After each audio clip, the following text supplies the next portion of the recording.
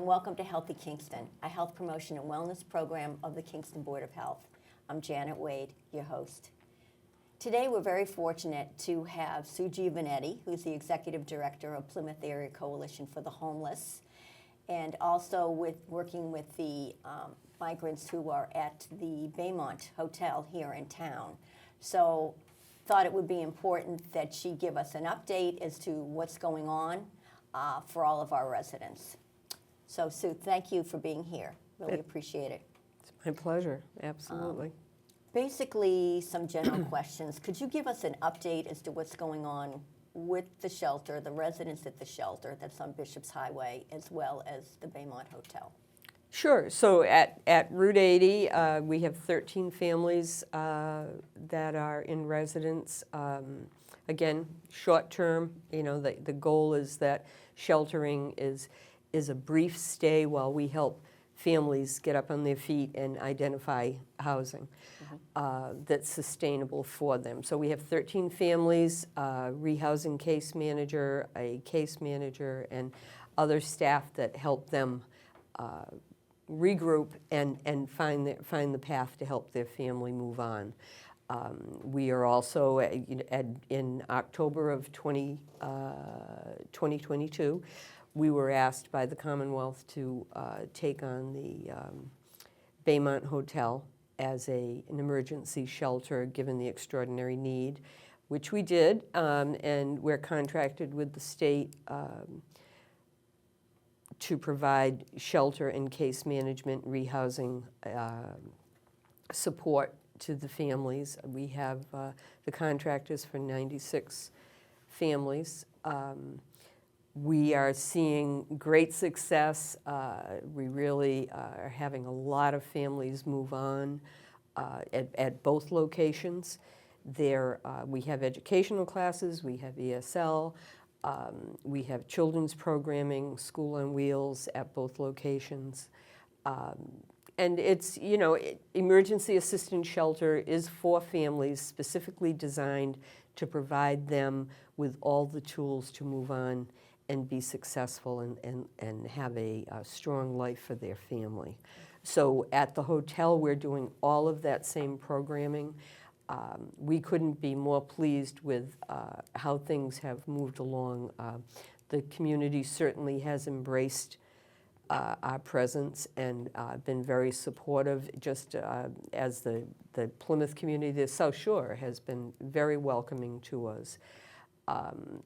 Can you speak to the successes?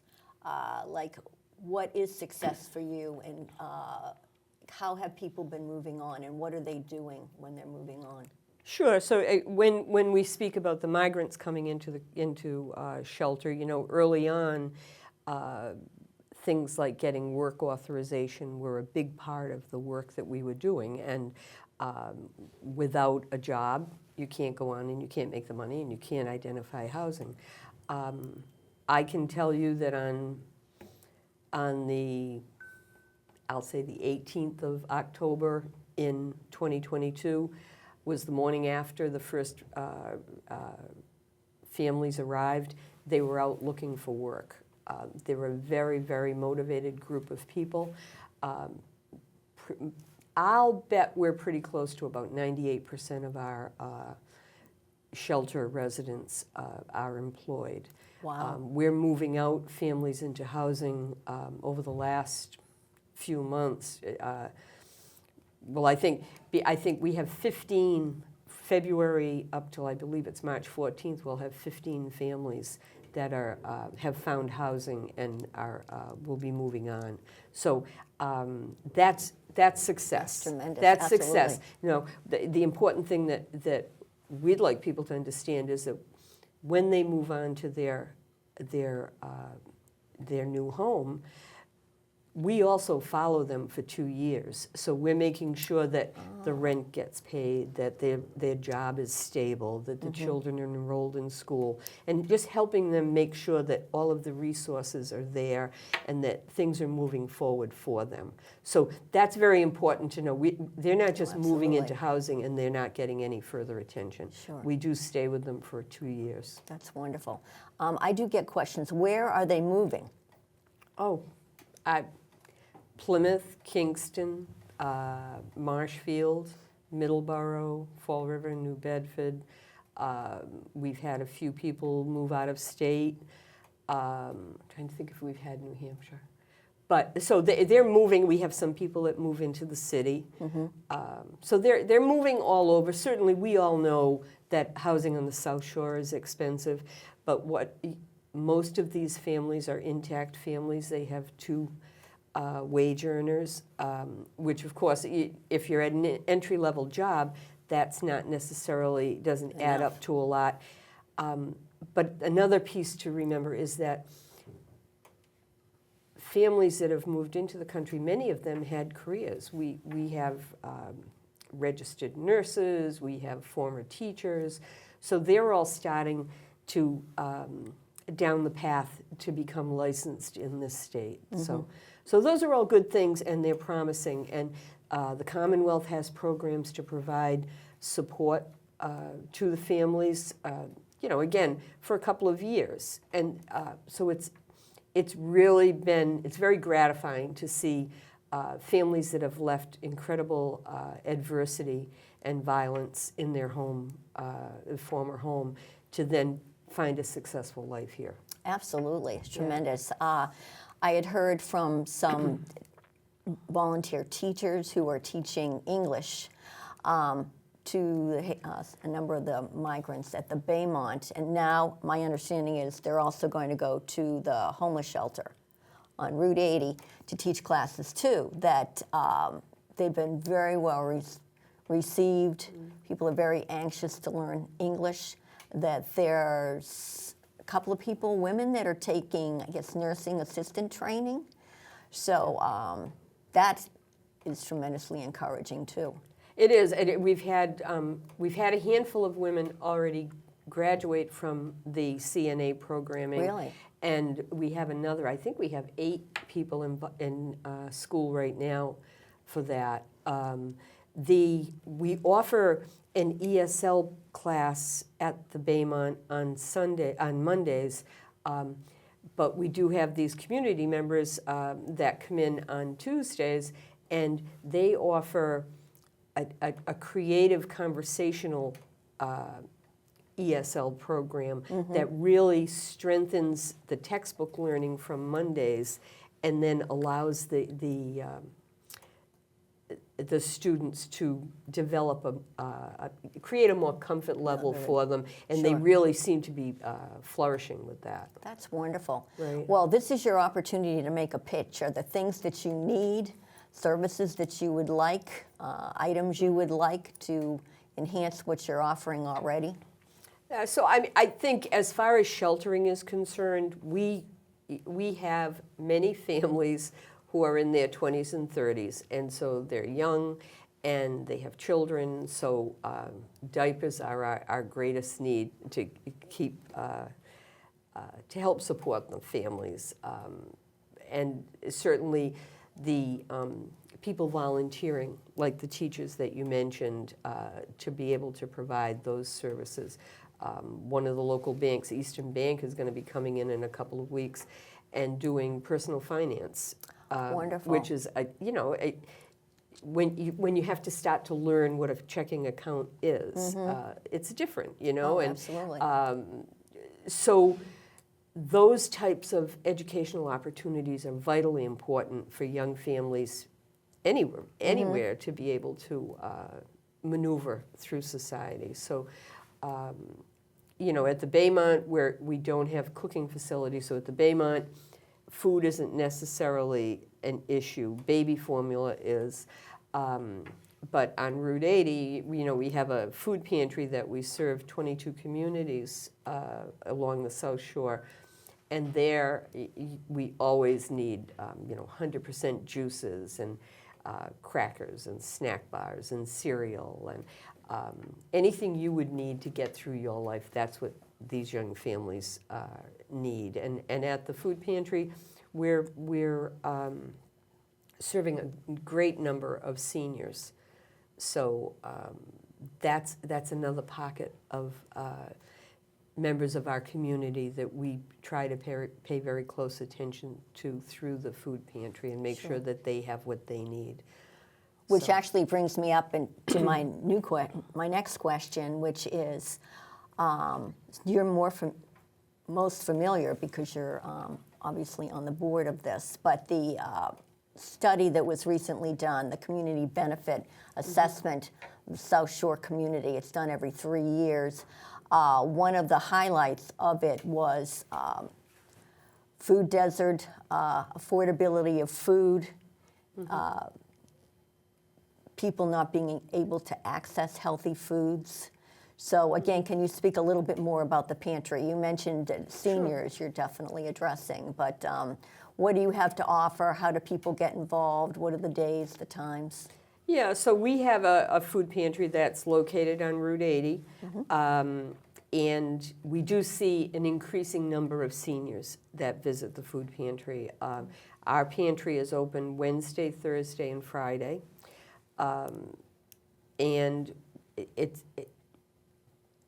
we've always tried to be very responsive to the feedback that we get from those families and individuals that visit us. We keep sleeping bags on hand. We keep can openers on hand because quite often folks will come that maybe they're living in their car. You know, maybe they need a blanket. So we do have that opportunity to be able to offer those to families that have other needs, basic needs. So. How do you know what the needs are? I mean, are they open with you? Do you do any kind of assessment? Do people sign up for this? So it's all changed since COVID. The whole food pantry management has changed.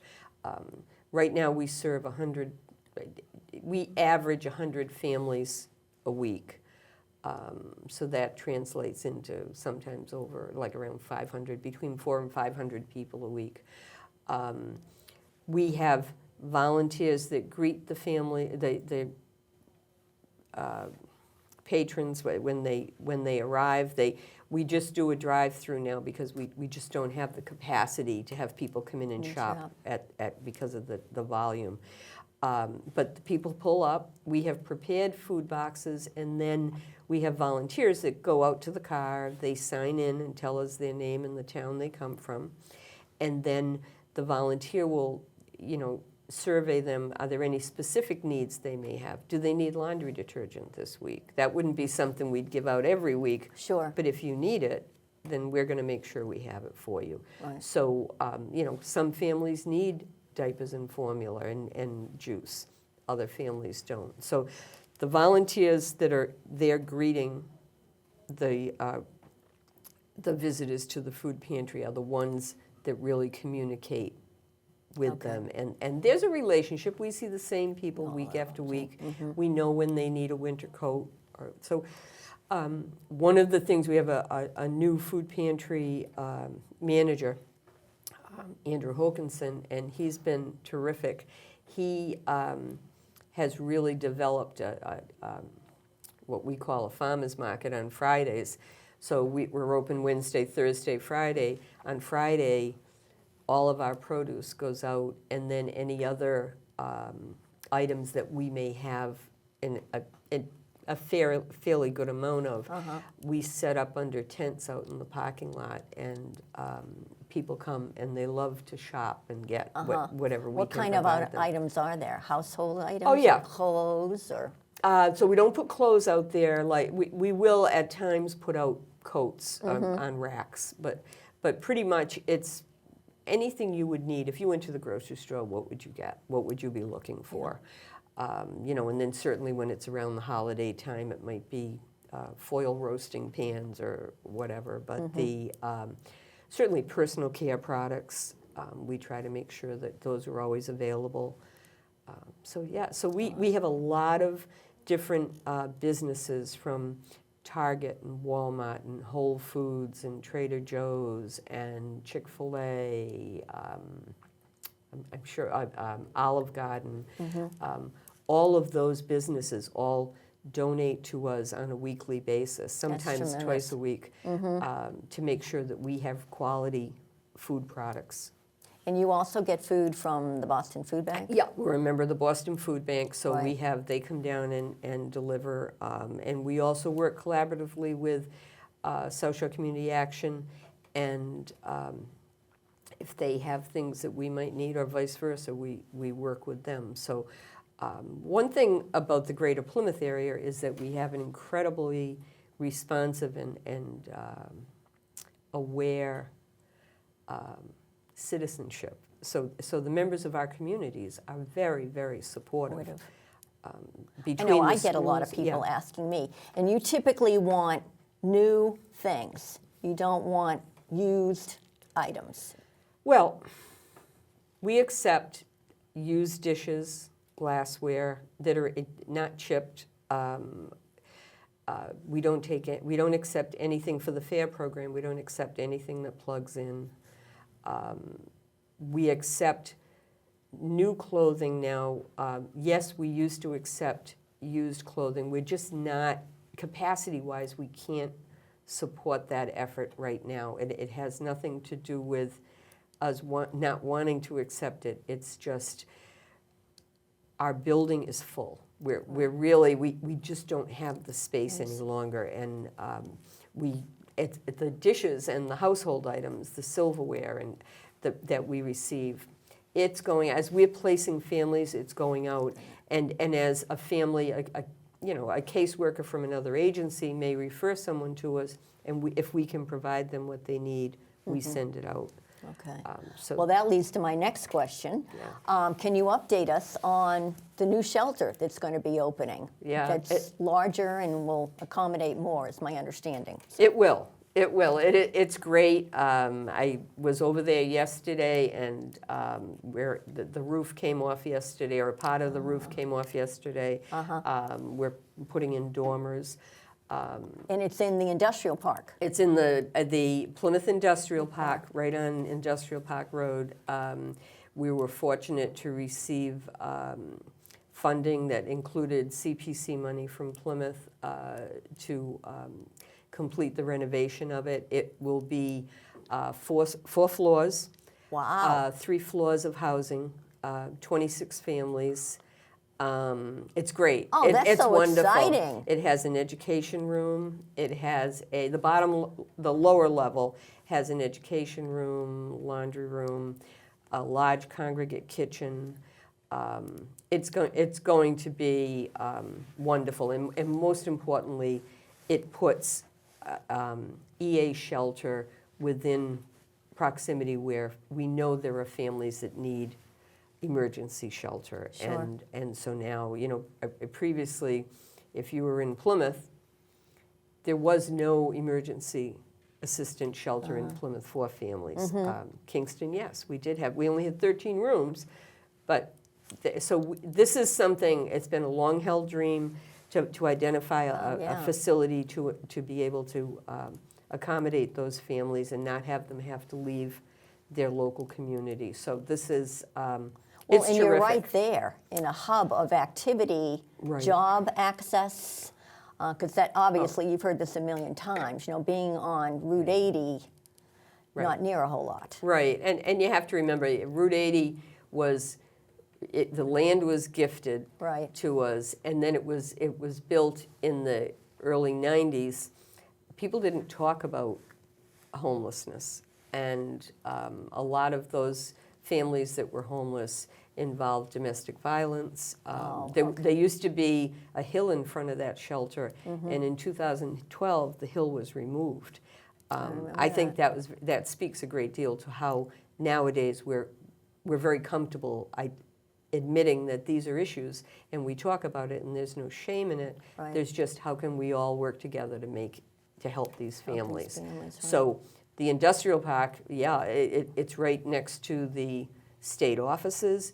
It's within walking distance of medical offices, job opportunity. Wow. The Gatra bus line goes right by the front of the building.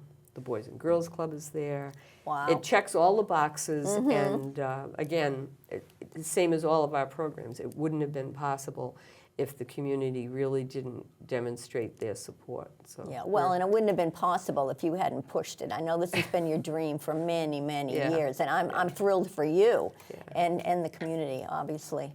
Well, we're working with great construction people, and I would encourage anybody to drive by and see the progress. It's pretty exciting. It sounds wonderful. Yeah. Thank you so much for all the good work you do for this community and for migrants and homeless people in the area, and your staff as well. They're a wonderful group of people. Yeah, we wouldn't do it but for a cast of thousands, no Right, question. exactly. Yeah. Exactly. Yeah. Thanks, Sue. Thank you. And next, public health updates. With the rising incidence of bird flu, this is a reminder to keep your children and pets away from any dead birds or waterfowl that happen to be on your property. If you need to dispose of a dead bird on your property, please wear disposable gloves and a mask. Do not let the carcass touch your clothing, and use a shovel to put the carcass in a bag. And make sure that you seal the bag. Then have a second plastic bag to put your gloves and mask in so that you can dispose of everything properly. Make sure that you use a disinfectant on your shoes and that you don't touch your clothes. And obviously, wash your hands after you've done all of this. If you need further information, please refer to the Board of Health Facebook page or the Facebook page of the Animal Control Shelter here in town, and then also the town website. February is National Heart Month, so it's important that we all take action to be prepared when it counts most. It's very important that all of us take the responsibility to learn CPR, rescue breathing, how to use an automated external defibrillator, otherwise known as an AED, and also to learn first aid. All of these courses are provided through the American Red Cross, and heart-associated courses are definitely provided through the American Heart Association. It's very important to be confident in an emergency situation.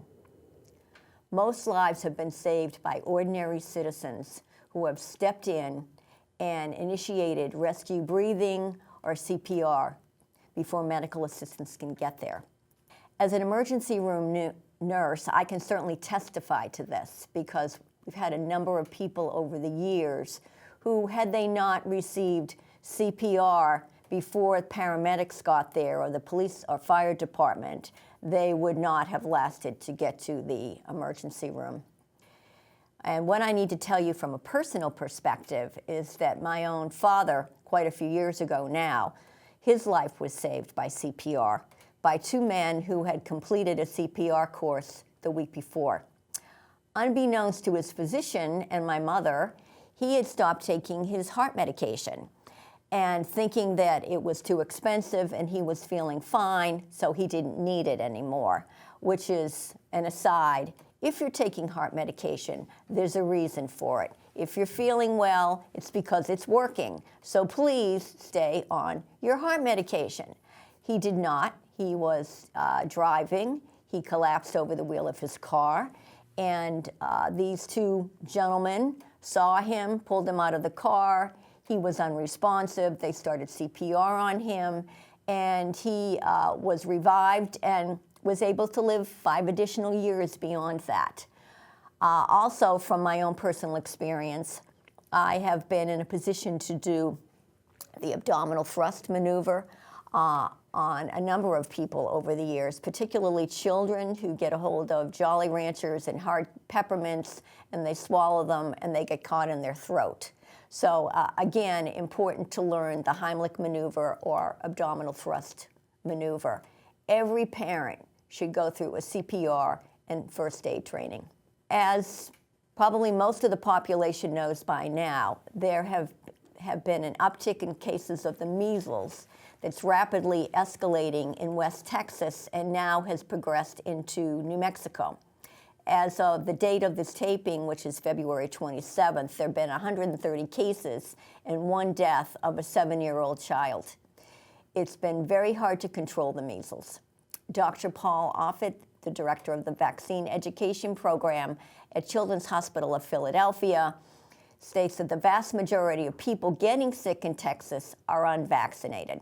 The measles vaccine is both safe and highly effective. This is Dr. Schaffner, a professor of infectious diseases at Vanderbilt University Medical Center.